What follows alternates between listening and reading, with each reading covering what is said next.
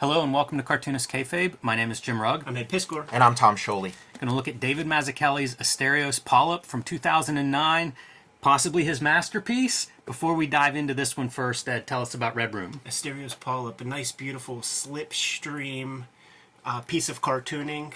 Let's indulge in vulgarity for a minute. Red Room Comics, murder on the dark web for fun and profit. Jimmy, it was just yesterday. There were no issues of Red Room. Now there are 4 issues of Red Room in the wild, thanks to everybody who got acquainted to the comic on Free Comic Book Day. It was a big hit that weekend. It did what it was supposed to. Every issue is completely self-contained, so if you see an issue, scoop an issue up, give it a read. You dig it, grab another one. The more issues you read, the more you're going to understand the tapestry that I'm putting together there. If you want to read the comics ahead of time, go to my Patreon, patreon.com/edpiscor, $3 for the archive there. And you can read the comics before they hit paper. More than 100 pages up there as we speak, with new strips every Tuesday. Is the Red Room Free Comic Book Day still up there? Yeah.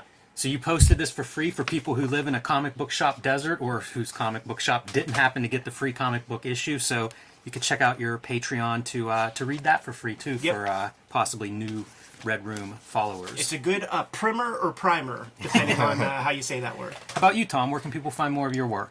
You can read Jack Kirby, The Epic Life of the King of Comics from 10 Speed Press, a division of Penguin. And you can check out Fantastic Four Grand Design, published by Marvel Comics. You can go to my Patreon, patreon.com, search Tom Scholey, and you can check out my YouTube channel, Total Recall Show. You can join me on patreon.com/Jim Rugg, where you can download out-of-print zines and mini comics. These are some of the selections that are available to my patrons whenever you sign up. I've got about a dozen of these things. They range from art collections like the Street Angel sketchbook to things like my scripts and thumbnails and the process of how I make the comics that I make, my wrestling zine, collections of wrestling drawings for all the wrestling fans in the audience, ballpoint pen drawings, and much more. You can get all of that at patreon.com/Jim Rugg. Wrestling. Talk about vulgarity. Goodness. Yeah, I feel like David Mazzucchelli may not like some of the stuff that we cross over with here. But we have talked about Mazzucchelli a lot, obviously known for Batman Year One, for his collaborations with Frank Miller on Daredevil. Rubber Blanket, he goes and starts self-publishing and sort of exploring alternative comics and art comics and basically different ways of creating comics. So a guy with an amazing technical acumen that has also worked virtually through all of American comics, both sides of what used to be alternative and mainstream, explored both of those at very high levels. So Asterios Polyp is his graphic novel. It's his first major work that he's writing and drawing himself, the only name on the cover. And man, this was a big deal when it came out for me. I probably was never as excited for any other book. You know, like this was an artist I admired, and this is billed as kind of a masterpiece for him. So I was pumped when this thing came out in 2009. Yeah. It's claiming it as his first graphic novel, which it says in the book.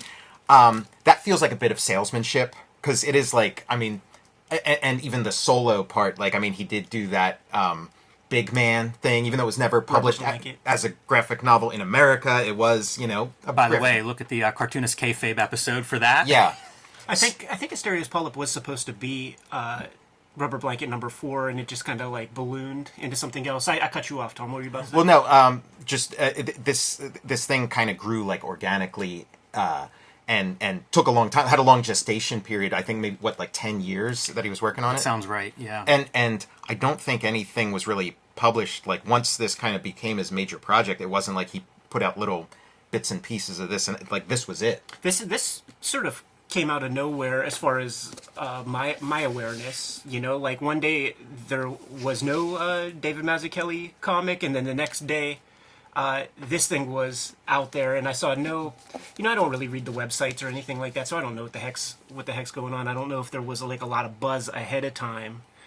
But seeing this on the stands, man, like had to scoop this thing up immediately, and super glad to give it a glance again on the channel, because 2009, we have our careers established at this point for ourselves, and I just am not reading comics the way I did as a kid, where my favorite stuff I would read and reread and reread a million times. I read this comic once when it came out. My second reading is for this episode, and like that I'm the sort of, same in that reading. it makes me sad a little bit, but then it's like what are you going to do? There's only so many hours in a day. I get so much pleasure out of reading good comics.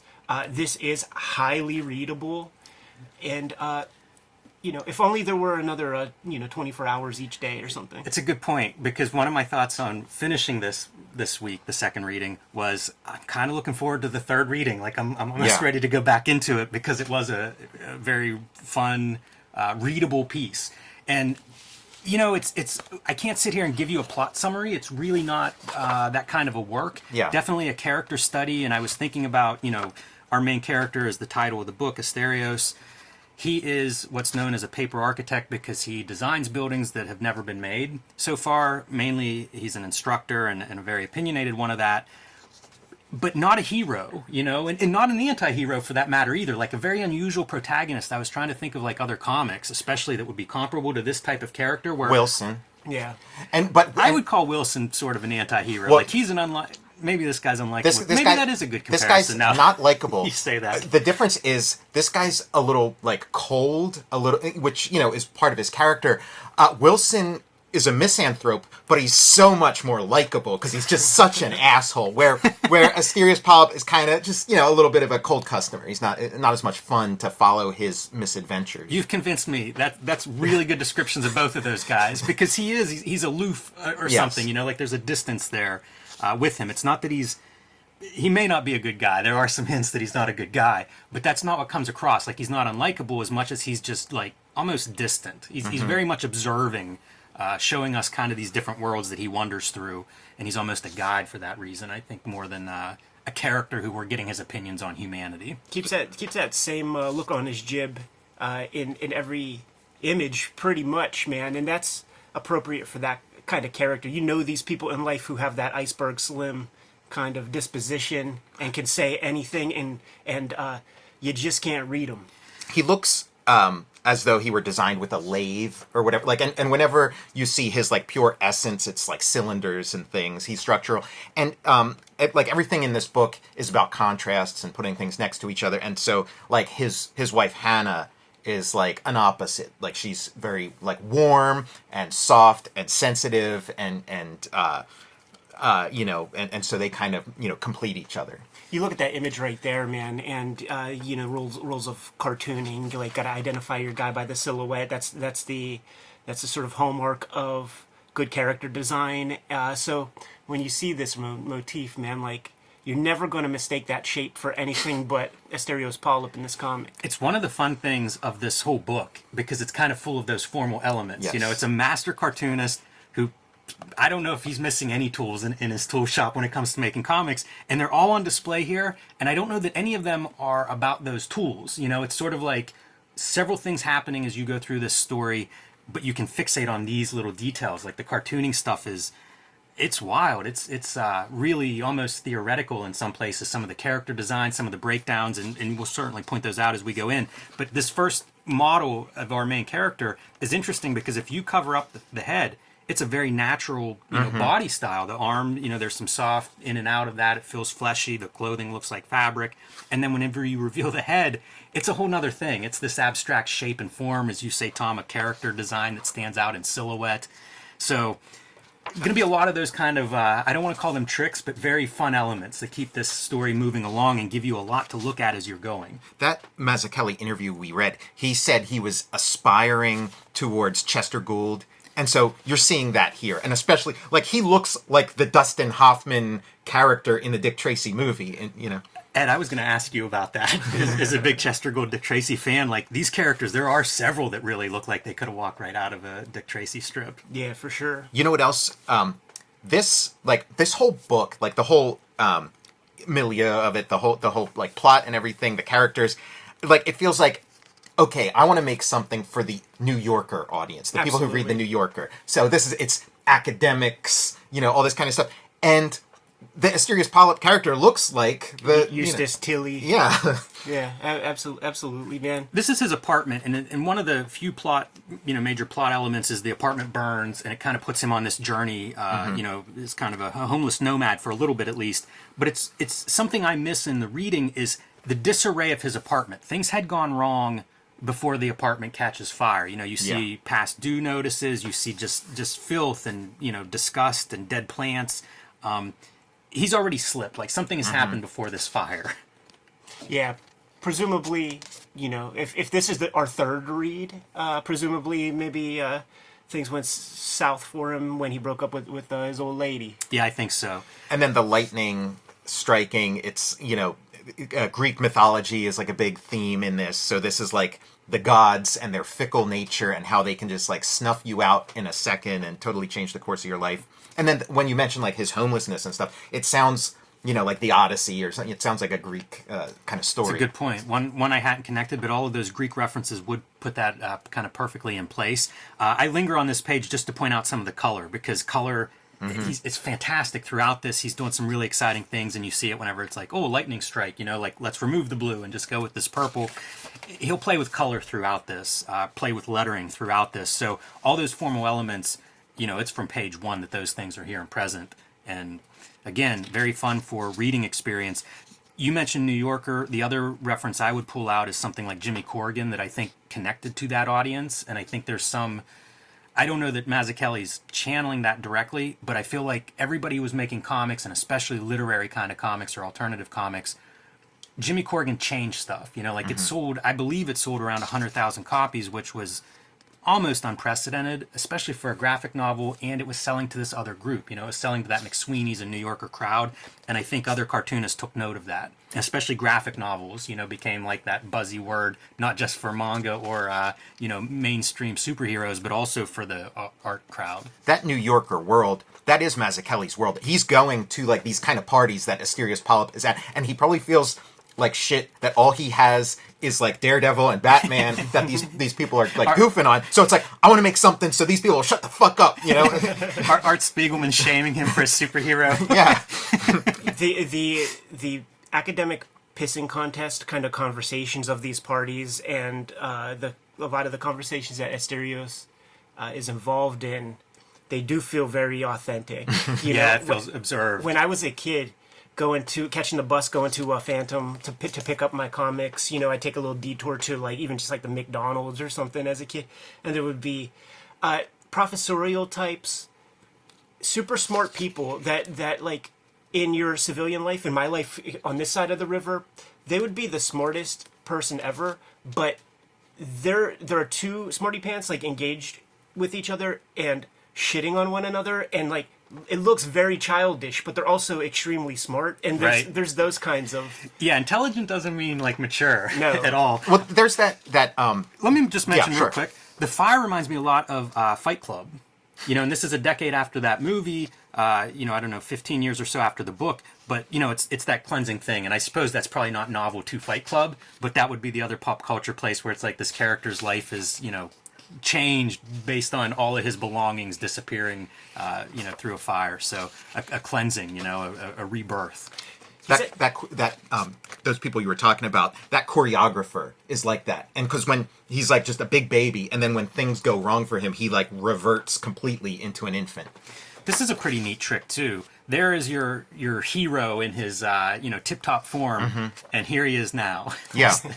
Very effective and easy to understand visual fall from grace. You talk about the readability, like just everything's laid out in ways that like echo things or create variety. Like that's like the real achievement of this work to me, is like, yeah, it's a big fat book, you know, but it is so much fun to read. That's it too. I would encourage anybody that looks at this and is like a little cautious, because I see books like this and sometimes I think, I don't know if I'm up for that, you know, that looks heavy, it looks like maybe homework. This book is not. Like, it really is an easy read. You can even see, you know, like the big fonts and stuff, which this is his brother's narration, his brother being a twin who died at birth. Right. And you know, we get to kind of go through Asterios' life from all these different perspectives, other characters he brushes up against, what ifs, things of that nature, and his dead brother is one of those voices that kind of plays a role in that. Get the sense that every page, pencil and pen does not touch the paper until Mazzucchelli figures some kind of clever way to move that narrative forward. Panel composition, some sort of visual flourish, a color choice. There's something on every page that your high school art teacher would say, that's clever.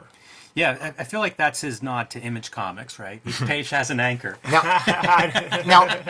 I mean, like, you would tend to read some autobiographical qualities into that. Like, maybe Mazzucchelli is kind of like an analytic, cool customer. But just taking it as it is, it's like this presentation is completely appropriate for the world of this character. Yeah. He's a clear thinker, so his world is going to be a clearly laid out world. And it's very orderly. Watch any of those documentaries, the Linotype documentary, the documentary on Helvetica.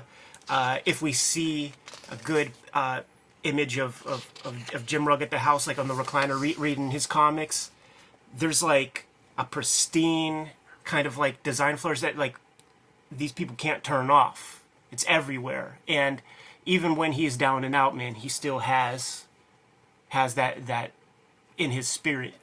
It's interesting to me how much he's abandoned, like, we've looked at a lot of that Marvel DC work of his, and it's incredible figure drawings and dynamic and perspectives of the city.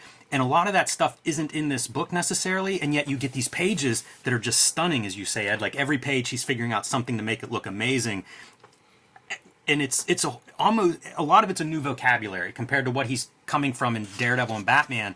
You don't see pages that look like that in either of those books. Like, there's a lot of new stuff that he has developed over the 20 years between those works and this. Yeah, there's the lingering presence of his twin brother kind of following him around. Negative space is like a recurring theme throughout the... So, like, all these little story bits and themes have all these, like, echoes throughout it and reinforce each other. And it's very playful throughout, too. Again, avoiding that stodgy, like...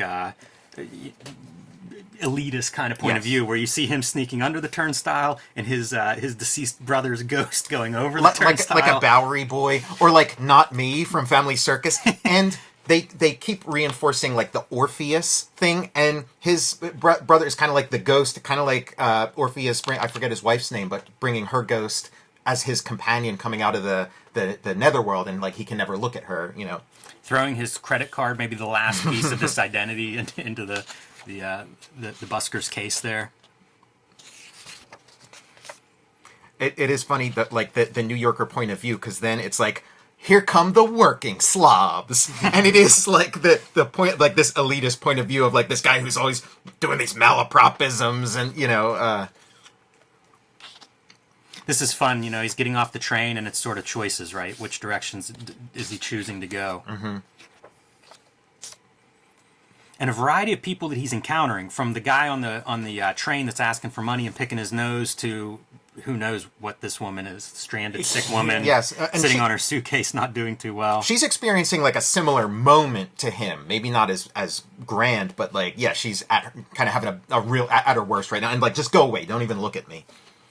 Yeah, this is the present day, and we're going to see a lot of like flashback scenarios. And when you see present day Asterios, it's never immediately apparent, but he kind of is a changed man. He's worked on himself a bunch. He's humbled himself.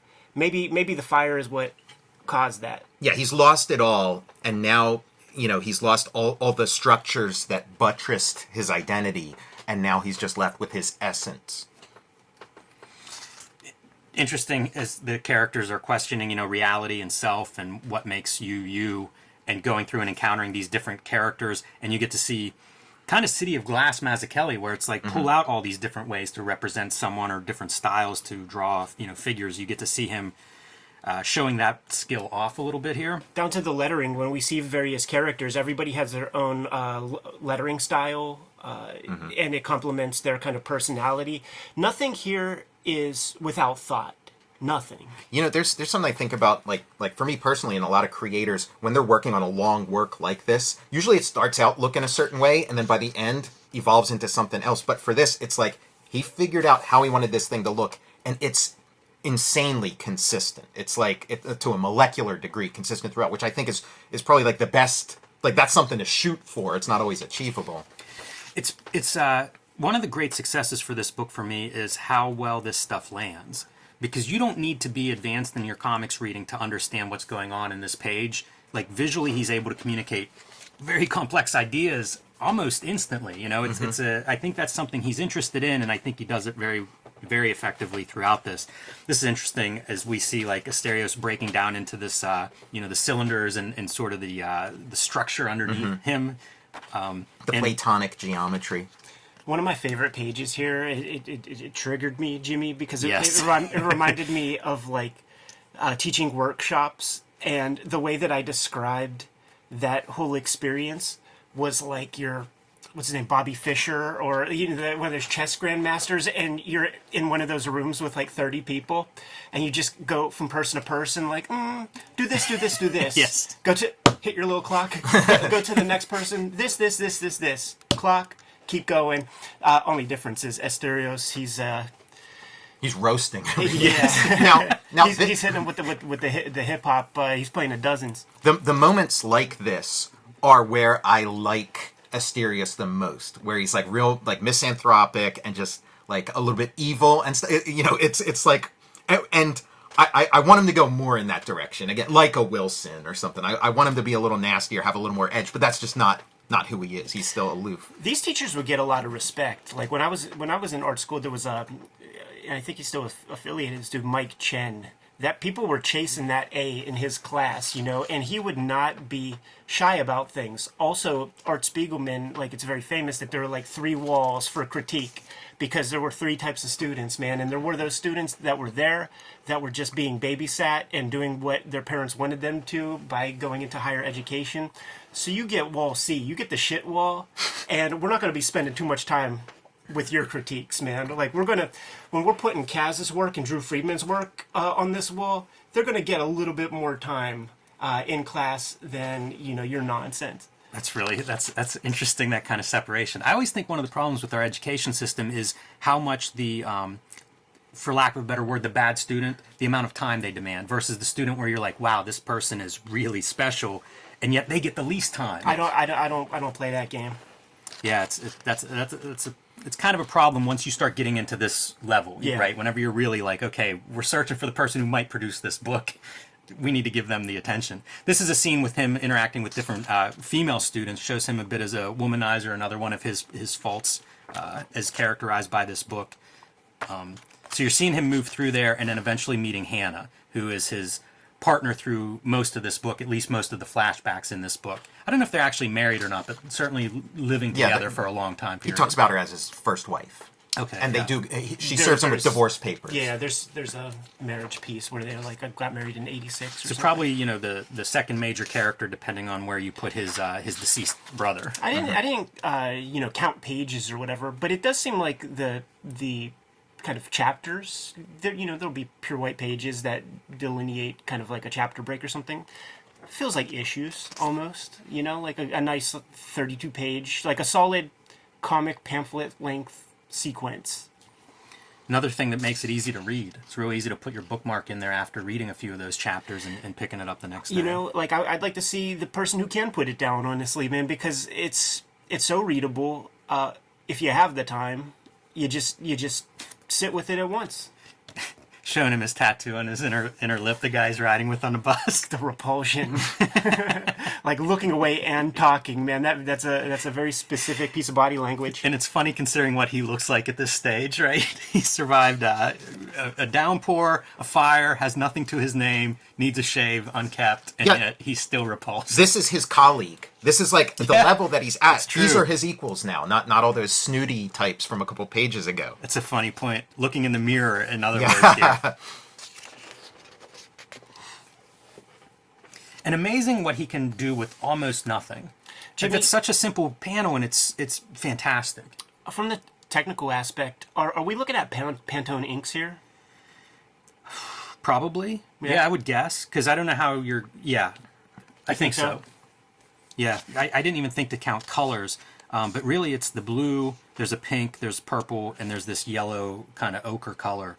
That might be the extent of it. So maybe it is a 4-color job, but not the traditional CMYK 4 colors.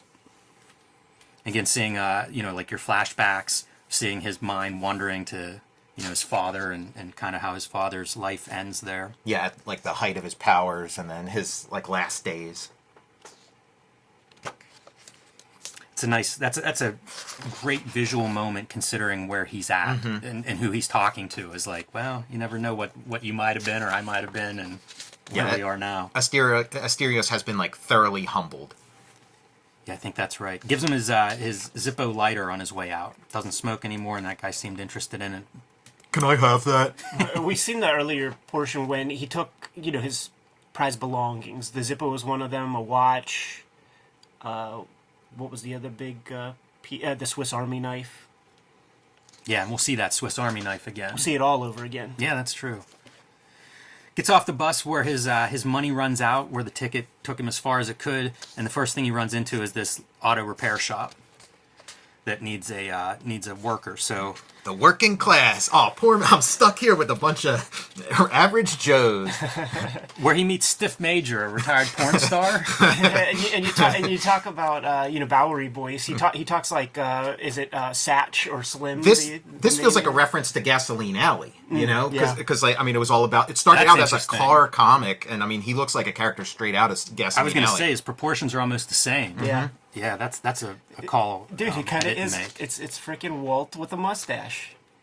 Yeah, it's pretty good. So he's going to go get something to eat first, he says, but instead goes to the library and just speed reads a bunch of car repair books. Autodidact. His real nourishment.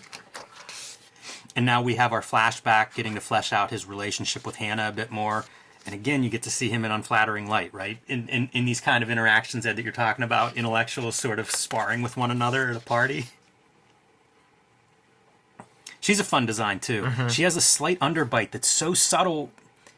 It's the finest lines, like, in this whole book are her facial features. And sometimes they're ganged up, like the eyes are a little bit darker because there's several lines.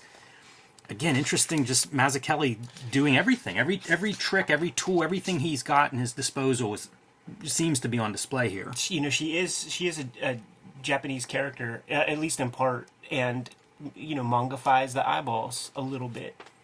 Yeah, and a clear interest in manga. Did some work for Kodansha. I don't know if it was published in Japan or not, but you can find some. I think D&Q published a little bit, and comics about that experience. So definitely, a World Comics fan. And so she sort of is always outside of the spotlight and shuns it, contrasted with Asterios, who lives there. But it's also like Asterios walking around with his ghost brother.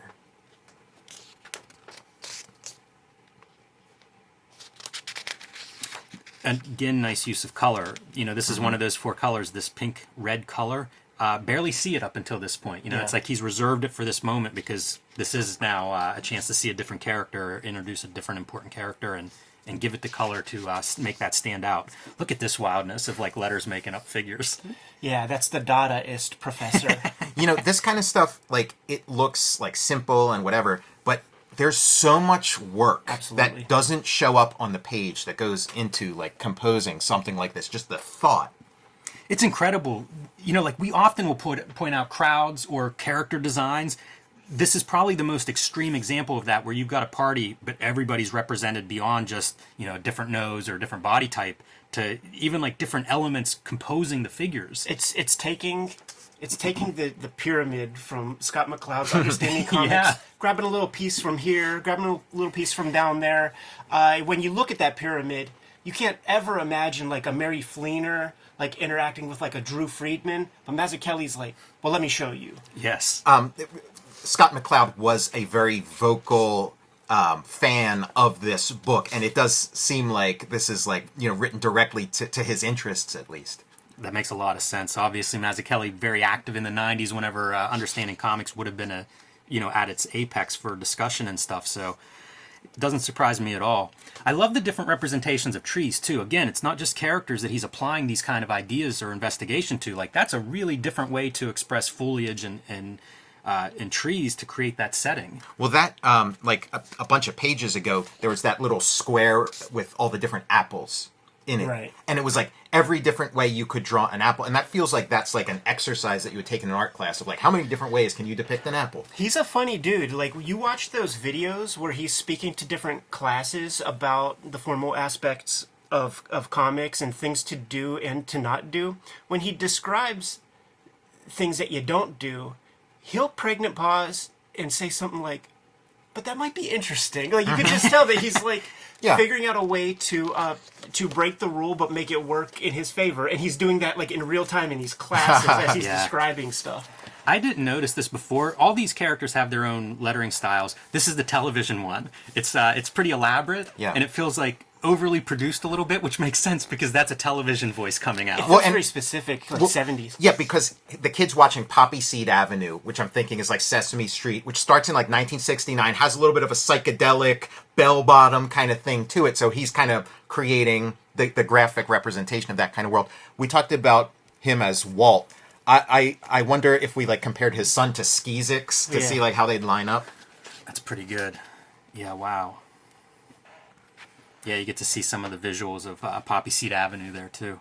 And then Poppy Seed Avenue just sort of implies like drug use. It does. Yeah, so we're going HR Puff and stuff. I like his choices on where he's using line and where he isn't. You see no line on this character, just shape. Same with like again the negative space of the stairs coming down, and even within playing with this lettering, you can make it big. You can have it like pressing tight against the word balloon borders. You invented he was reading Street Angel, and it looks like a Street Angel slam. And he saw Street Angel with the bullhorn and was like, okay, I'm gonna use that one. Thanks. I didn't want to say that, but listen, I think we all thought we serve up the homies, man. Like, that's how it works, dude. It would look like bragging if you would have done it. And again, just showing, this whole sequence is him sort of, as you say, Tom, being humbled and coming back, but also seeing a different slice of Americana and a different cast of characters compared to like those faculty parties that we were seeing in previous chapters. Working stiffs.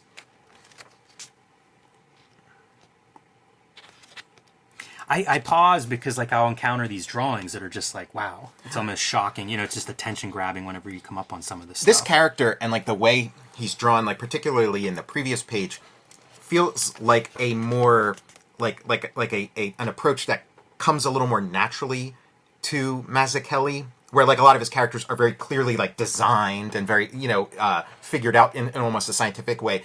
Like I feel like that's closer to his like sort of default. You've seen that in Rubber Blanket for sure. Yeah. I think that's a good call. And this character is like, he's speaking. He's like as close to an academic as you're going to get in this town, and he's like a creationist or something. He's a weird dude. He might be like Mazzucchelli's self-insertion character. It's neat also whenever you see the virtuoso drawer come through now and then. Yes. You see it in hands every once in a while, and they're perfect, and they're minimal lines, and yet you could break this down, and all the structure under there, I think, is just perfectly sound. Yeah. He's deliberately withholding his drawing chops because, it would detract from the effect he's trying to achieve. Yeah, I can remember becoming aware of that in different comics. Like Klaus talks about it in Velvet Glove in interviews, how like as the years went by working on that, he had to limit his ability because he had grown as an artist, but he wanted it to be unified. And I think about that a lot, like that idea of deliberately manipulating your style to fit the story, whatever that may be. It's not that often you find it, but this is an example probably in some cases. It's interesting. Like this looks like a Jaime image. But this version of her, that's like the female in Beetle Bailey. Oh yeah, the secretary. Yeah. I mean, it felt to me like classic, like Archie Ditko, like that would be like Liz Allen or like Gwen Stacy or something.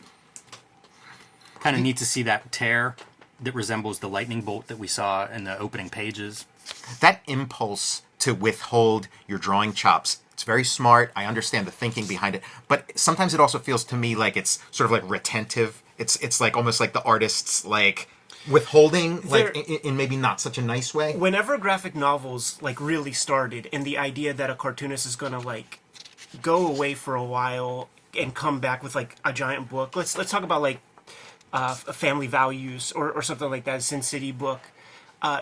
There's less rigor on those pages, it felt like at the time, and it made me like dislike that delivery mechanism. Mm-hmm. Like I think I like 32 pages better, and I think everybody had to change their mindset. And we grew up in a situation where we thought we were going to get that that 32-page pop of completion, like that kind of like dopamine spike of like every 32 pages we're going to have a new thing, every month we're going to have a new comic. And we had to just change that mindset, and it took some years for cartoonists to do that. Look at that. You know, man, I'm not sure that they all have either. No, me because neither. there is a I don't want to call it a house style exactly, but there is sort of this graphic novel shorthand style that is prevalent through a lot of books, and I think it's based on that speed. Yeah. And I understand that. You know, if you're getting, I don't know, $20,000 for an advance, you sort of have to do that math and say, okay, I need to draw this in, you know, whatever that amounts to, however much time you need, or however long you survive on $20,000, that's essentially what you need to produce that book. And I think there's a style that has come out for that reason. A lot of talking heads. Yeah. Well, they talk about like I love the drawing on this rock. yeah, like beautiful Chinese- brush. It's yeah. another one of Dry those where brush. like that's not a great rock, but it's beautiful. It's a great, it's you know, Hokusai manga kind of rock or It's something. calligraphic. They talk about like literature it's not genre. It doesn't have a genre, or like the New Yorker short story, or like novel length versions of that. That's not genre. That's not. But it actually is. It is a genre, and this is squarely within that genre. The novel genre. The novel genre, where it's like academic types, you know, people with money, going to their little, soirees and clinking glasses. Like Yeah, this is squarely within that. Make sure bougie people Speaking see of it in the house. squares, I love this page with its 4 panels that mirror each other. Mm-hmm. You know, she's finding stuff, he's finding stuff. The color schemes make them clearly their own. You know, there's a masculine, feminine quality to it. And even the way he judges, like, what are you finding? This thing still works. You know, like he's judging it from this like functional point of view, which comes up again and again in terms of him evaluating design and architecture. I hope Yeah. he doesn't get tetanus from it. These kind of guys, like they are not fun at parties. They're the people that like tell little kids. It might even be in here like that. Tell kids like how magnets work when a little kid like think it's magic or something. And she's more whimsical. She's capital A artist kind of person. Yeah, one of those discussions a lot that goes on is Apollo and Dionysus. Yes. So it's like logic, of course, him versus the chaos of her and other characters that come through and other events that happen. But that's one of those themes that comes up again and again. Duality. Sure. A lot of duality. There are like real people like this, and you do see it a lot where it's like the sort of loudmouth who inserts himself into situations, has maybe no talent or a little bit of talent, and gets pretty far. And then you have like somebody who has the real stuff, which I would say Hannah has, but is like way too shy, way too self-effacing to get, and then as a result does not climb up that ladder. Go to the comic festival. Look around, man. You see the person with $500 worth of vinyl signage? Just check out their comic. Then look around, and you see dudes like Farrell or somebody who just plops their comic down, has their head in their sketchbook. Those comics are almost always doper. A closed caption. CCTV. Yes, he records everything. And we Doesn't even watch it back, but records everything. It's a weird detail. we saw those VHS tapes in the early portion, and there was language coming from that TV as he's watching stuff. He's watching fucking. He's Yeah. watching sex tapes, man. So Possibly With her. With her, yeah. That I think that's like pretty clearly set in this. And in that scene, you think you're going to see some sex. Like you're slowly going through this like wrecked apartment, hearing all this sex noises, and then you get in there and it's a guy watching videos. because it's the novel genre. Right, exactly. Can't have vulgarity. Yes. I think it was Neil Gaiman that said you could have a spy story, or you could have a story that has spies in it. You know? This is weird. So this is a dream sequence with his brother, and the weird part is this inclusion of the world's tiniest airplane. Yeah. Such an odd choice. And that airplane has shown up like throughout this. I mean, It kind of creates a little bit Yeah. of flow. Like if you wouldn't have had that, it could have just been this weird kind of. This feels like a nod to the Japanese wave, the famous the for Hokusai sure. gimmick. And like he talks about like the gods and things. So you got the lightning bolt for Zeus, you got the wave for Poseidon. So it fits in there too. Introducing my favorite character and a gimmick, dude. Is that right? I like her a lot, man. Well, you know what? Ursula Major. Yeah. It is funny, like the way you connect with this work, because again, like we're talking about like the literary genre and stuff, and the restraint, and it's like I don't connect with this the way I do with like his like ass kicking Daredevil or his Batman, because like I'm a little more vulgar. Like those are my interests, and like so there isn't like this is a character that's maybe like more to your liking. Well, I know. I mean, I know this character. You know what I'm saying? Like, I know this kind of lady. Like, and it's the kind of person that's like, I am 13% Ukrainian, and there might be the slightest germ of Native American in her bloodstream, and she's gonna have dream catchers on her wall and shit like that. Well, all these characters in this book, you could imagine each one of them having a graphic novel too, and how the visual language of it would be very different because it would be entirely from their point of view. I'm so delighted anytime we see a different interior or a different building. Mm-hmm. It's such a skill. You know, like again, like a lot of this stuff Mazzucchelli makes look easy, but if you're paying attention to the drawing part or thinking about how you actually do this stuff, it is just tour de force kind of stuff. You know, drawing a bathroom. Yeah, I'm actually drawing one on a page at home right now on my drawing table. What you working on, Jimmy? This is like the closest Asterios gets back to academia, to like a student type, with this character right here, who's this piss and vinegar revolutionary, but it's like, you know, like your modern day like Twitter kid. They might be talking a lot of jibber jabber, but not really doing much. I was wondering if this guy is related and possibly Yeah, son he's his of. son.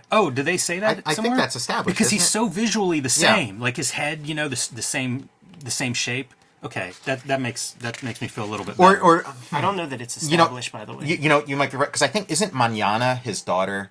So they're a couple. So that wouldn't be his son. Maybe I didn't connect that Manana was his daughter. You know, It's possible. It shows you how unimportant the plot is. In it. Like it's all about like everything else. He calls her a shorty, and in Homestead parlance, Pittsburgh parlance, that would mean your kid. I think Manana is his daughter. So maybe it's that thing. I've met people like this where you meet a couple and you're Jerry is the one that calls her his shorty. Oh yeah. oh, Jerry calls it. Okay, that must be his where I got girl. him. Because I was going to say like she's dating a guy who's like a younger version of her dad. Well, yeah, yeah, the flip Electra side complex, is like if you possibly this is the younger version of his mom. If it, you know, whatever the family connections. And there it is, man. Electra or Oedipal. More Greek mythology. That Yeah, rubber he's stamp given Che up the whole capitalist, work kind of model, or at least that's what he's espousing here. So you get a little bit of back and forth between the working man and the guy who can't support that system anymore. And he's a very likable character too. Yeah, nothing. Yeah, I'm trying to think. Like none of these characters are really off-putting to me, even though some of them I probably wouldn't want to attend a party with. But in the context of reading this, like they all entertain me. Asterios might be the most off-putting. In a way, he's the most off-putting. He's the one I probably identify with the most. But he's also like I feel like he's not off-putting enough. Like I would have liked to push in that direction a little more. Now we got this room with all these like dream catchers and stuff. I keep seeing like a wolf here. I don't know if that's intention, like a subconscious wolf figure, because I'm not sure exactly what that's supposed to be. Otherwise, like I see a reflection of the curtain there. And this is maybe a reflection of that, but the direction of it seems like it wouldn't be correct. So I don't know. I'm seeing a wolf. So figure that. Viewers, figure it out. Or Dave, yeah, tell us. Do I win a prize for that? A no prize? There is a thing I noticed on this reading that I feel like is kind of like a secret thing in here that we'll talk about like when we get to it. Really cool negative space. All through this chapter, we're seeing a lot of these kind of page designs with what Bill Griffith would call open panels, but very inventive panels in those open panels. And then you get, the inverse of that, where you get to just kind of play with that space in an interesting way. Bullshit baffles brains. This surprised me how much this read, because you read, if you look at home, you can see the lettering is oriented at 90-degree angles. And I'm reading this in bed and turning it around, and it's like it comes right up. As you turn it, like you're right back then aligned again, which was kind of slick. Yeah. He was reading that sweet potato issue of Swamp Thing and was like, yeah, I'll take that one. After he read Street Angel #1. Right. Yes. The further reading list for this book is good stuff. Yeah. Hey, I mean, if you're looking for stuff outside the mainstream at that time, Street Angel was one of those things, the Golden Circle. Like we could start getting into Darren Aronofsky pie territory. And later on, they refer to these as the 5 Platonic solids. There's your watch. One of the things that he took with him from the fire. One of the most accurate one ever. The astronauts wear it. Feels like something that he would value, that accuracy. I was admiring the marks for this like road knitting piece. It's so simple, these marks, and yet it works really well. I can't imagine you draw knitting that would look better than Oh, that. I know. Like when you come up to these kind of challenges, and Mazzucchelli rises to the challenge of all this kind of stuff. He drawing haystacks. Like you know what a haystack looks like. Now delineate that in ink. That could go south very, very easily. You know, good luck. But the yarn is perfect. Speaking to the watch and speaking to the materials in his apartment, the Ames chairs and all that kind of stuff, I read this Steve Jobs biography, and there are these parts where these guys can't turn that stuff off, that kind of legit, for real kind of OCD. And it would talk about like Jobs got this giant mansion and had no furniture in it for a long time because he just couldn't decide on the right stuff, and he's reading so much literature about like the best clothes washer and dryer to own and stuff, and this guy reeks of that kind of precision, Yeah. which would be diametrically opposed to a whimsical feeling empathetic artist. This exchange where, the cat's fine. I've seen him do that before. My wife and I have had this exact two-panel sequence. Which guy were you? I was him. I was like, no, they're okay. The relationship now. is very relatable, and I wonder like how much of it is sort of just like universal kind of stuff. Yeah, I wondered how much comes from Richmond Lewis, who's a painter. That's- yeah. David Mazzucchelli's partner is a painter, and so I wondered, like, there's got to be little bits, at least from a reference standpoint. My first impulse is to read this as autobiography, and I know there's things you can get from that, but it's also, sort of a trap too. We could linger on like every line because Yes. there's a lot of this. As long as one doesn't mistake the system for reality. There was something earlier where he said he doesn't like drawing from life because things are in the wrong place. Like the book's kind of full of those sort of meditations too. That I think a lot of artists have versions of that they struggle with, and they find a piece. I thought this was a super sharp technical part. Yeah. The kind of like light beams coming into the room there. So this is where she finds Yeah, out I like, agree. That's the it's big interesting. betrayal, that he's been filming her this whole time. And again, yeah, he says, "Hey, I've never watched these. I never will," which we saw was a lot, untrue at the very beginning. Maybe he hasn't up to this point, but he does eventually start watching them. It's neat whenever they break down into their fight, They how separate. they become these different art styles. Yeah. It's almost like the essence of what defines them as character. They- and it's a very different, artistically, it's a very different approach. Pretty early on, they establish like you complete me, where it's like mankind started as this sphere with 2 heads and 4 arms or whatever, and so they sort of come together and they're in harmony, but when they're disharmonious, then they're in their like sort of like essential forms. And you've seen her just like, I don't want to say come to reason, but accept the things that he laid out. Yeah, there. she believes his story, which I think at this point in the story he is sincere about. These videos are for his non-existent brother. Love this panel too, with the layout of the apartment. Such a, like it completes that panel shape. Just a nice composition. An obelisk. Yeah, a directional device, the Vietnam War Memorial. Like, wow. And there was your airplane as well, repeating your airplane travel. And like the Vietnam Memorial seems like a triumph of design that Asterios Polyp would be all about, As well as the Washington Monument. Yes, yeah. And you continue your the duality themes, whether it's shadow in him, reflection in him. There's the watch that we've seen him rescue. And Stiff Major is a veteran, so I don't know if this is Veterans Day or Memorial Day, what they're celebrating, but it's a holiday of that sort. I And, love how she's like so above it and everything, talking all that smack. You guys are on occupied land, blah blah Right, blah. yeah. Until she sees her baby in the car. it trumps everything. There's an hierarchy of what you're celebrating, and There's Mammy Yoakum. Yes. Yeah, I feel like you see a little bit of all kinds of stuff in there. Yeah, probably if I had more of a knowledge of like old fashioned comic strips. Yeah, I bet there are a lot of Easter eggs in here that we're missing. But maybe not, man, because that was like around this time. That was like the rule of thumb. Like you have to like be above that impulse to inject. Like in the independent comic space, it'd be above that impulse to put cameos in. to do. You know, if you have a car accident, you don't do a Jeff Darrow car accident if that's not your natural style. Like that was that was talked about endlessly in the aughts. Hannah having a nightmare of being Suffocated by her insufferable husband. What could the meaning of that dream be? Visiting Asterios' mother At the ad house. Yes. Right. It's a fun character to study for those reasons. Like you get to see where he comes from. You can see where some of those some of his values are coming out of what he was probably born and raised in. Do you guys have any insight into like the reference, like Asterios Polyp? I know what a polyp is. I know he gets hit by an asteroid, and Asterios kind of looks like asteroid. Like his dad's like, is there some kind of pun that I'm missing? Like I forget what his dad's name is. Like something Polyp, but like, do these things mean something to you guys? To me, no, but I'm sure he. They must, something. right? Yeah.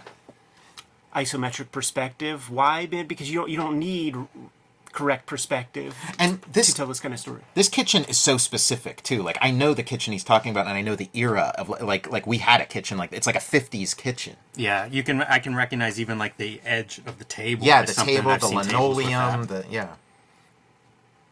Man, tough break too, because now you're seeing his parents. So, the version, like, they're a couple. He's seeing his parents as a couple and what that looks like in old age as she's, like, spending years taking care of her father. Not what she expected, but, it's what life turned into. Taking care of her husband. Big ideas, man. Yeah. Taking care of her husband, who was once this like Vital. loud, like strong. Yeah, once the guy that was taking care of everybody, and how that role has changed. Again, some of these fun ideas that you could just spend time, digging into some of that stuff. See, he did this after he read Super Monster, the Gloriana issue, after reading Street Angel 1 and the Sweet Potato issue of Swamp Thing. We need a playlist with all of these. Hannah moving in with him and seeing how that works. We've seen that same camera angle. Right, We've yeah. seen this view of the apartment, and we will see it many, many times. Yeah, And even the end of almost the apartment's lifespan we've seen, right? Because we've seen this camera angle on fire. And he did this part after he read Raw Magazine, the Richard Maguire story called Here, that then got translated into an even bigger graphic novel after reading Street Angel 1, Gloriana issue of Super Monster, and the Sweet Potato gimmick from Swamp Thing. Like reestablishing this over and over tells you what's going on in his life, where he's at, his emotional state. Yeah, you can really see him out of sorts too with all this stuff in there, and the balance and the order just disorder. is, not good. Saint Francis of Assisi keeps coming up as a motif.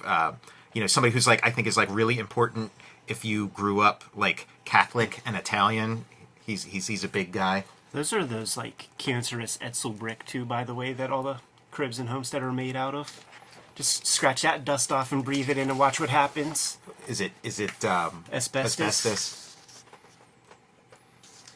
All right, so Son, Not Son, is in a band, and he's The there Radnicks, to promote their gig. which I guess is like they're like rednecks, but they're radicals, and they're beatniks. Well, they were going to call themselves the Rednecks, and red being communist and stuff, but they took it too literally. It's like the people who liked All in the Family for the wrong reasons, kind of gimmick. The Cadillac with solar panels that was parked out front, looking for looking for somebody to work there. Asterios wants it. He thinks he can get it running, and gives his watch away. The most accurate timepiece.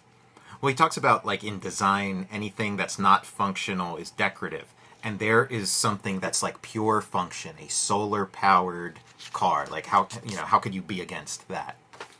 I thought you were going a different way, Tom, and saying something about how the watch is no longer functional in his life, in sort of where he is now and how he's living. That's there too, and it's also like a reference to Watchmen. And we established he's an Alan Moore fan. And now Mazzucchelli shut off our video in disgust. Yeah, I mean, there's a lot of stuff in here about things that are exquisitely designed and completely non-functional, like Asterios Polyp himself. This is a park they go to eat, which is just, I guess, a giant crater. You see other people that are also there looking at this.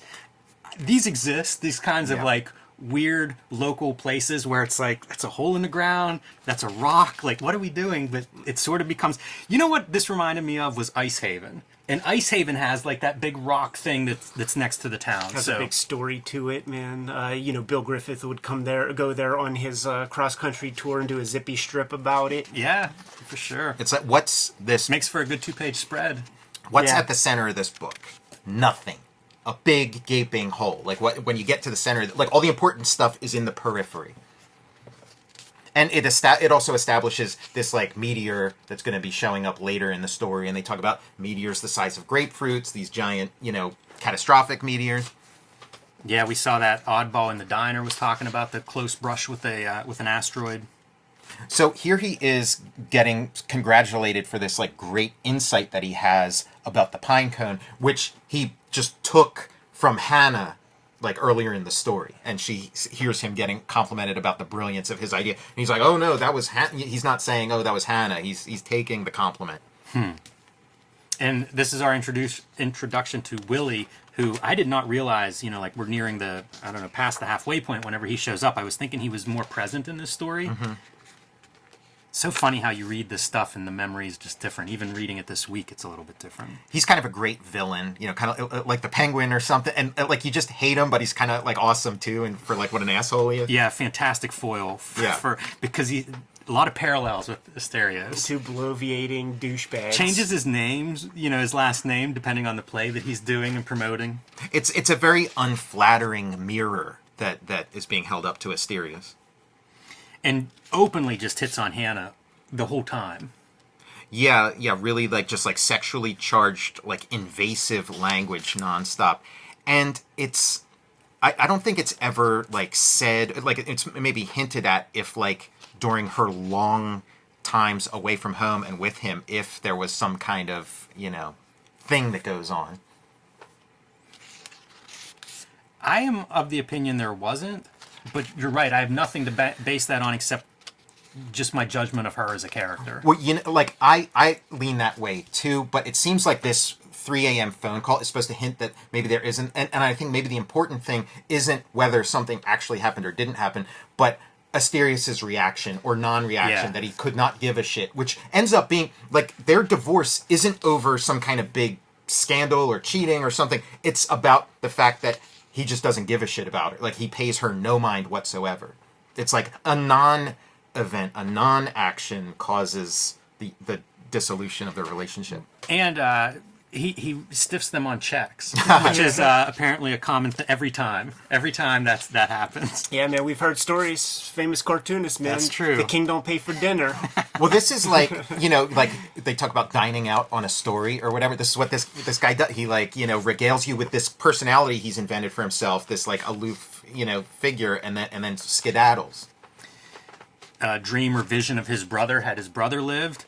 And interesting, he cast his brother in that role as the successful architect, and he's kind of this the common man version of himself that we see through a lot of this book. Because his brother is the platonic ideal of a human being. He doesn't exist, so he can be perfect, where Asterios exists in the material world and comes with all the flaws. This is the face turn sequence for Asterios. Yes. I was going to say, like, when you're too critical of him or that he's not likable, I think about this, right? Yeah. Like he does do likable things, He's his host here, Stiff Major, is trying to build a cabin, a treehouse for his son, and Asterios jumps in, man. And it's established what Asterios thinks of other people's blueprints and stuff like that, and then sees this thing. Yeah, you It's can perfect. see you can see that his first Biting his instinct is tongue. not. It's perfect. His first Looks instinct great. is like, one of my students here. Let me tell you about this drawing. Yeah, but this is the face turn. Yes. Because old Asterios would not do this. He's shit all over it. And it ends up, nothing has ever come of any of his designs. He's finally building something. He's finally like living up to the potential of an architect. He's actually creating something. And an interesting thing is that like angled roof was an error in the drawing. Like, he just drew like a shitty looking, like he's just drawn like a shitty cube or whatever. And Asterios takes his drawing and makes like this tasteful, angled, thing, like, just by literally following this bad drawing of a treehouse. On a somewhat out of nowhere angle, I love this sequence as just a procedure of like Yes. building something substantial and seeing, the drawing of that thing being built is very satisfying to me. That is like a big thing in like cinema, to like, where it's like we're gonna sit down and do this job. It's every episode of the A-Team. You're right. That's probably where I'm getting it from. I love it when a plan comes together. It would have helped if they had some welders. Look at the color from like this yellow to this yellow. I don't know if that's a printing issue or if we're like in, this saturated moment, because it feels appropriate to the moment. Yeah. There is an orange yellow, like we've seen yellow on top of yellow with like a darker one. So. And you see him, like it feels like this moment is earned, that you should punch this color somehow. That's the first house I ever built.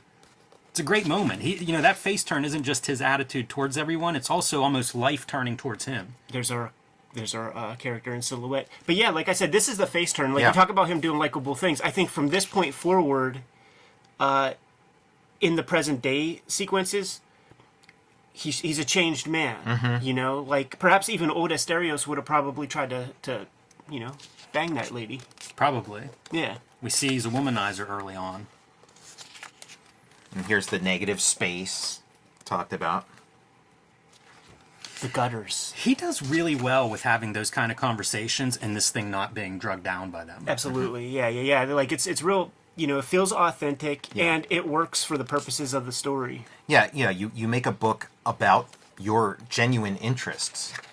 And yeah, again, it's organic to what the plot demands. And the Not characters demand. Asterios' apartment, but a similar kind of view of this composer's apartment, and this is a real bad moment, I think, for Asterios. Yeah. He this is not the face turn. This is if it weren't a flashback, this would be your heel turn. Yeah. This is what very critical of this this is what guy. my workspace is reminiscent of. This is what mine looks like right now.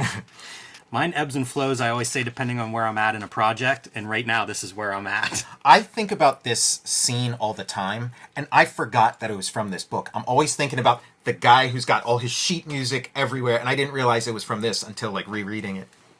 And some interesting observations on sheet music and how that's a visual representation of time and how that, within this story, it feels like that fits really well. And you bit could of comic substitute it. talk. Yeah, exactly. You could substitute it with comics, marking time. And the girl finally has had enough, man. She's finally, got the courage to fight Pretty back a little bit. Fun way to depict like inner monologues. He's thinking about what he's going to say, and it's like, can't say this, can't say this. Good visual representation compared to, say, a narrative box.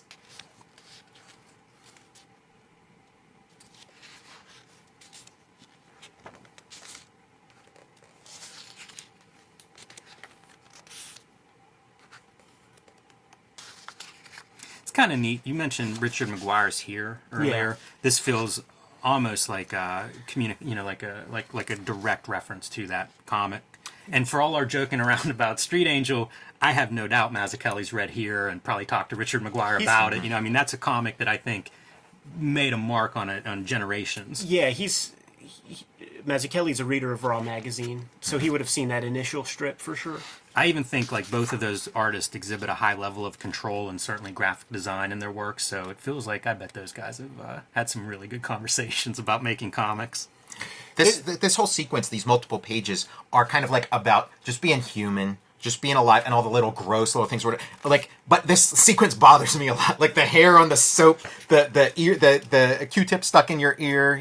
I'm not a fan of the toenail clip. The toenail, exactly. Like this whole sequence, I kind of had to like, speed read. But it's the kind of thing that like couples very quickly, living in a close space, it doesn't matter anymore. Right. This is maybe the essence of being in a relationship. It's neat to see the two people coming together too. So like this is almost Hannah's non-grid layout, and then this middle narrative kind of is this grid, and you see them like all being forced together on these pages. And this is like the ongoing plot. This is a sequence, like a little rescue sequence almost going throughout it, while these are like little just like snapshots, mood setters. These kind of things require a lot of discipline, because how much, how many of these you could have done half those panels and probably still communicated the same amount of idea, information, atmosphere.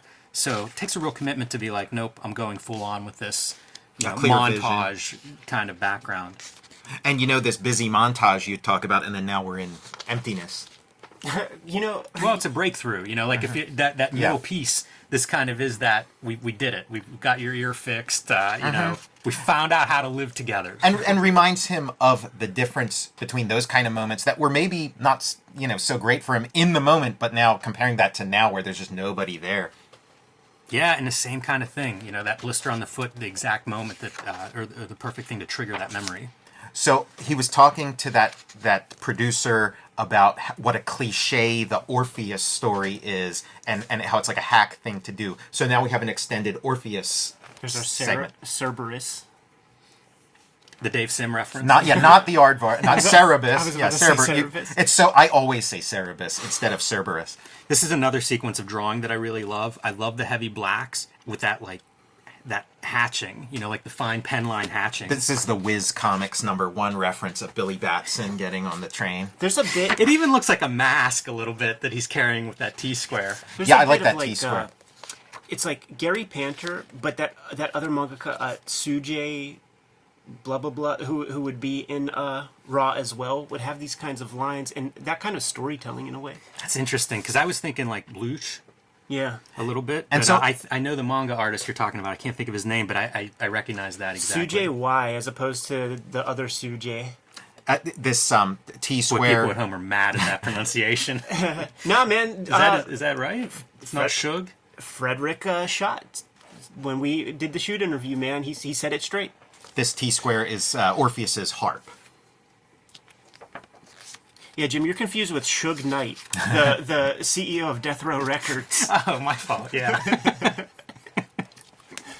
I feel like the shade of purple ink was like very trendy, around that the early 2000s. I mean, it's process stuff. It's 100% cyan, 100% magenta. You get this thing.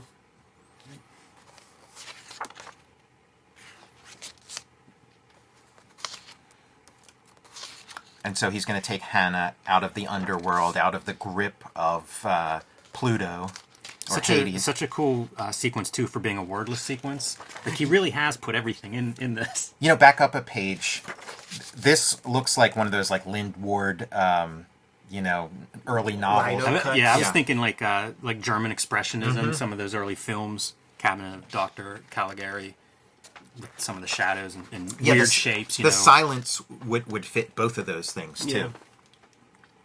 And this is bizarre, right? Whenever we see his shape turn, like that's the real nightmare sequence of this book. Is whenever you take that 2-dimensional thing and try to make it real.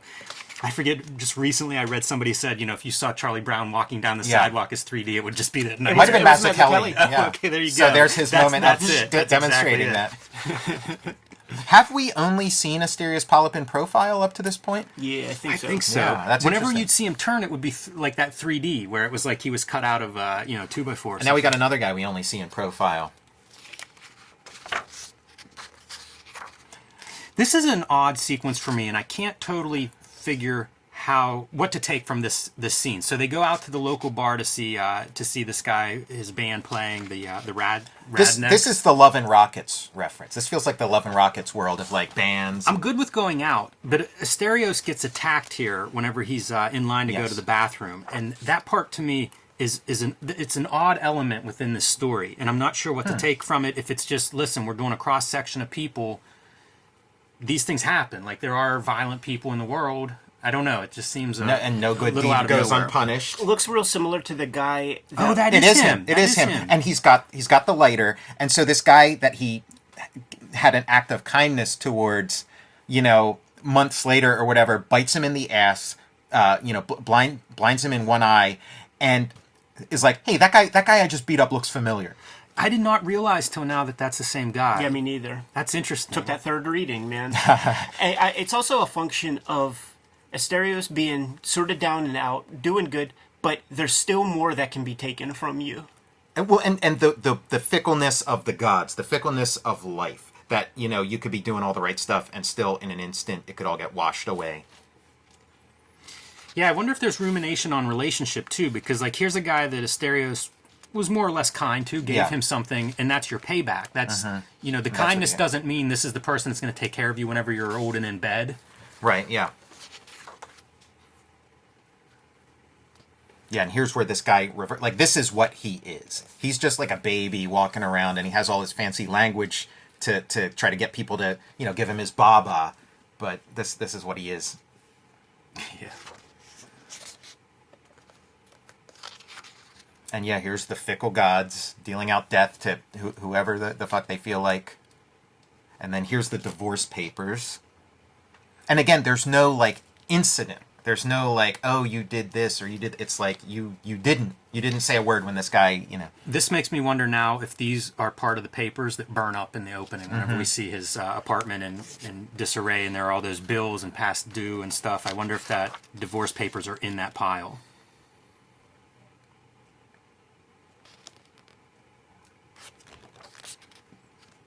It's a strange visual. They're two profiles next to each other. Yeah, and that's an ongoing theme too of that like Janus like two-faced being. And we got this Saul Steinberg New Yorker cover piece right here. Watchmen. Seth. I love this piece right here, man. Like, there's like no better example in comics of like somebody sort of capturing the way memory works. Yeah. Going from it's just a matter of paying attention to you just don't pay enough attention. Yeah, and that's your the evolution of that relationship, right? In the beginning, it's like please pay more attention, and by the end, it's like you just that's a flaw you have. Yeah. Yeah, that's a kind of beautiful, subtle sequence. That paying attention thing too is very much like the present, and being kind of here. Yeah, in the moment. Yeah, mindfulness. I feel like there's a lot wrapped up in that 4 panels. Think of that as a 4-panel comic strip, and it's pretty interesting. The mindfulness thing seems like a big part of this, and like Asterios Polyp is on that kind of journey. And see, now he does know how to fix a car. Yeah, dreaming of his brother, I guess, while he's healing from that attack. It's pretty funny. I'm not sure that's the way to do it, though. Yeah, maybe he didn't learn as much. It's pretty jarring when you see the one side of his face and he has that like patch on the eye. Yeah. And he talks about adjusting to like the lack of parallax view, which I think plays a part in some stuff coming up in this story.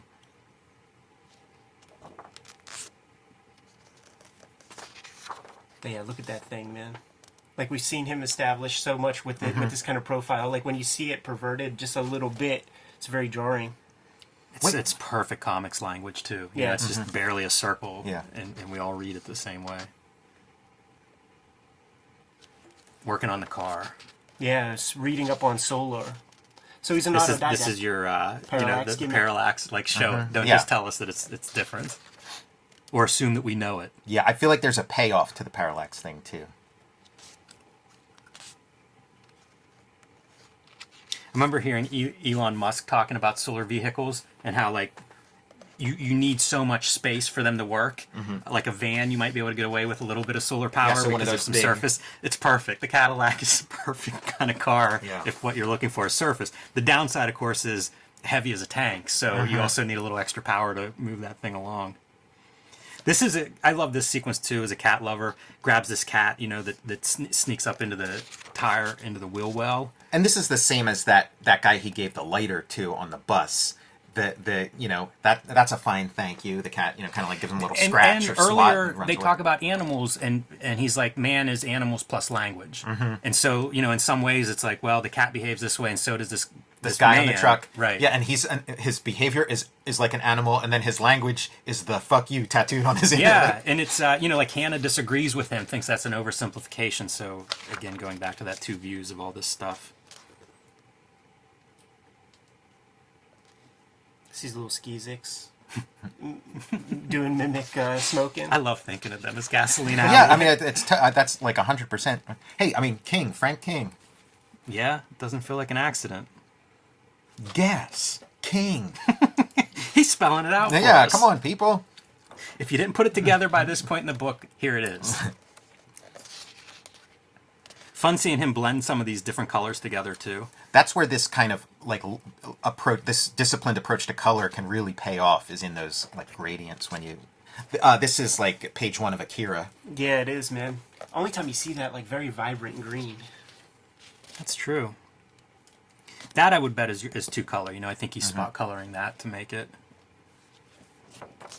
And so here's the downside of a solar-powered Cadillac. It when the sun's blotted out by the snow, it runs out of juice. Yeah, no doubt about it. The rear wheel drive in the snow also not ideal. Conveniently, within long walking distance Yeah. to his old lady's crib. I'm Do fine you with think coincidence. that he's dead here? Could be.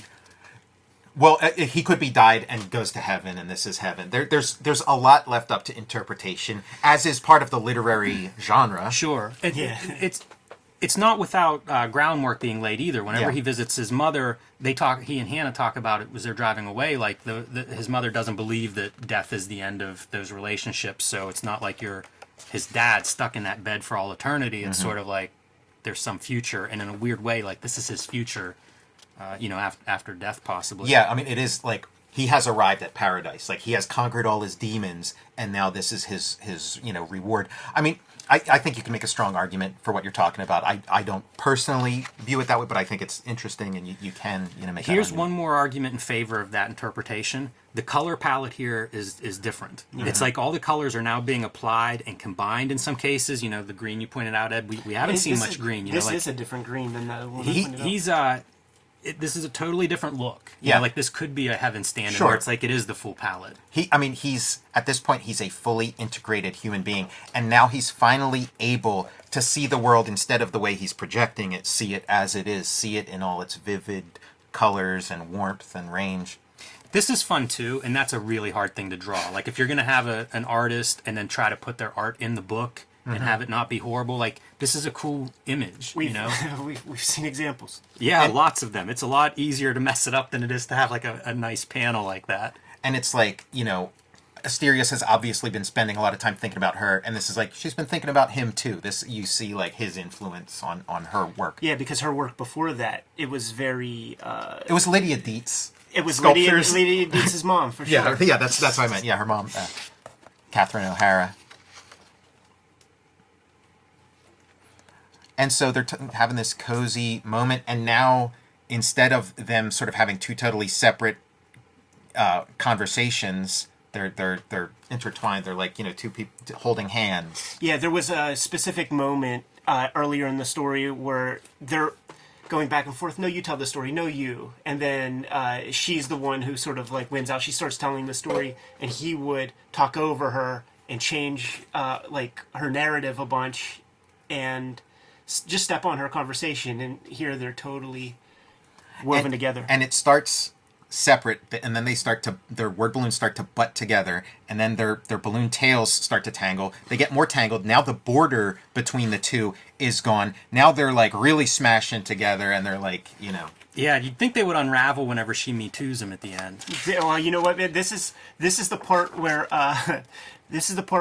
like this happens in real life. If you see somebody who you haven't seen for a while and you guys get along smashingly, and then give it a day or two, and then you become who you were way back in those days, man.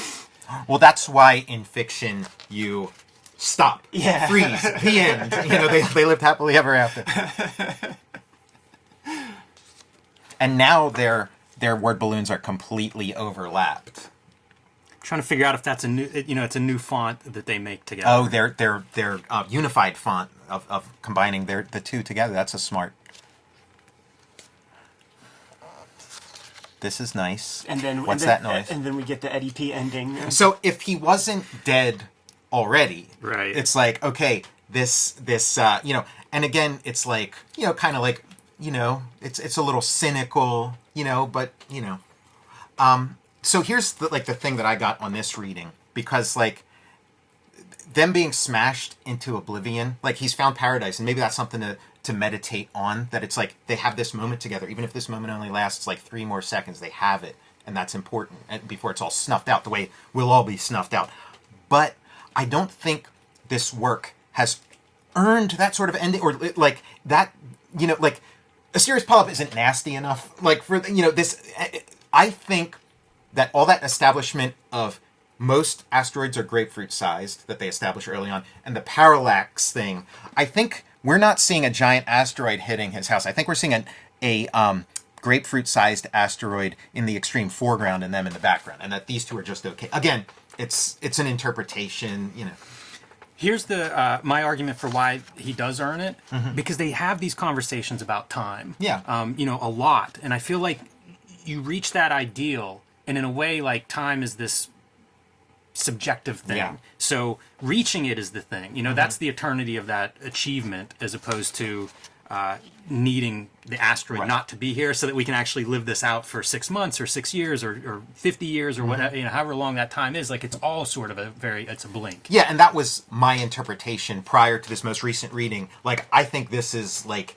a sort of like delicious thing that I've discovered in here, and it's great. And like, hey, the more endings, the better. And for a work that's all about how everybody's got their point of view and projects their point of view onto the world, how nice if every single person in the audience can have a completely different idea of the ending. Some people can think he died in the snow. Some people can think they died when they got hit by the asteroid. Some people can think they lived happily ever after. In the drawing's so good. It's sparse, and yet you have variety of trees, even variety of evergreens within there. A couple have snow on them.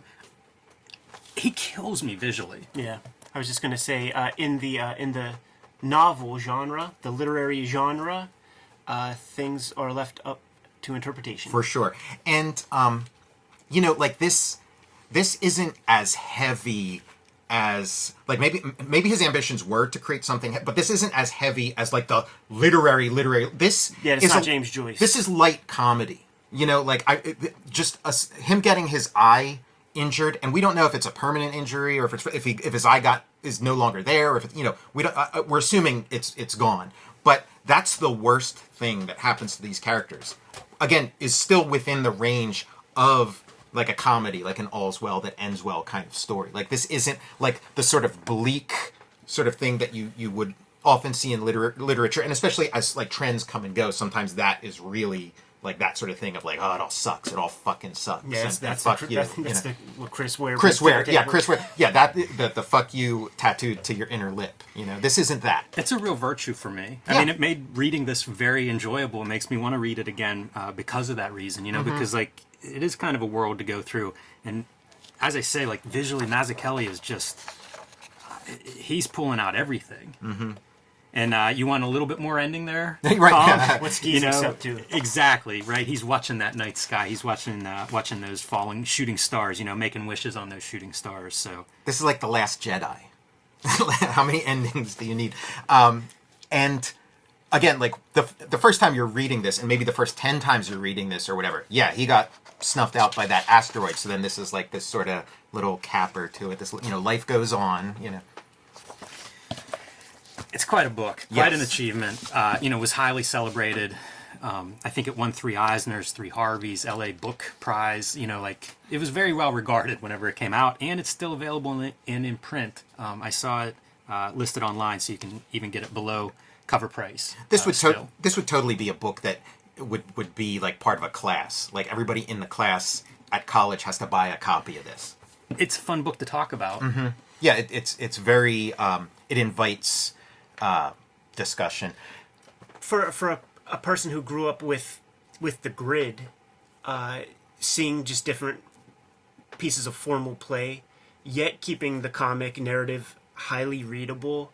I mean, this is kind of a textbook for comic making. You don't have to abide by, the Ditko Kirby grid, but you could also be playful. It meets in the middle between, the far out alternative independent comics that are completely unreadable and your general like mainstream fare. That was always the argument against the playfulness, is that it's anti-reading. From the goofballs. And my appreciation for this has like grown since the last time. Maybe because I'm closer to the age and like the place in life that, like, the characters are in this, as opposed to like 11 years ago or whenever I read this. And enough time has passed maybe Mazzucchelli is going to drop another big work that no one's heard anything about on us like any day now, because it's been like 11 or 12 years. So like we're in a situation now where we're kind of hip to how the book market works, and there would be something up on Amazon for like a year ahead of time. We just didn't know the look back then. right, man. yeah. I'm glad you said that, Tom, about a different that you like it better now, because I felt that way too. In my mind, I was like, well, we'll see what's in here. I was not thrilled with it when it came out, and I think it had to do with expectations. I didn't know what to expect coming into it 10 years ago or 12 years ago. Going into it this time, it was kind of like I had read it, I had an open mind, I was eager to revisit it, and loved it. It was a fantastic experience, and I think expectations are a big reason for that. When a person goes away for a long, long time, and then a brick of a comic is dropped on you, your mind is going places. All the stuff you liked about their work in the past, or am I getting 400 pages of that? Impossible to meet those kinds of expectations. You got to go in with a clear head. Read it the first time, you felt whatever you felt. Going in this time, you sort of knew what's in there to some extent, man, and you could relax a little bit more.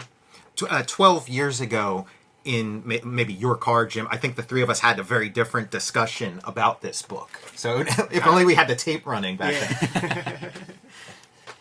All right, guys, I'm good to go. If you are Kayfabers, like, follow, subscribe to the YouTube channel, hit the bell. We'll notify you when new vids are available. Jimmy, what's out there? Join me on patreon.com/JimRugg, where you can download out-of-print zines and mini comics, scripts, layouts. You can see how I make the comics I make, and a lot more at patreon.com/JimRugg. Tom.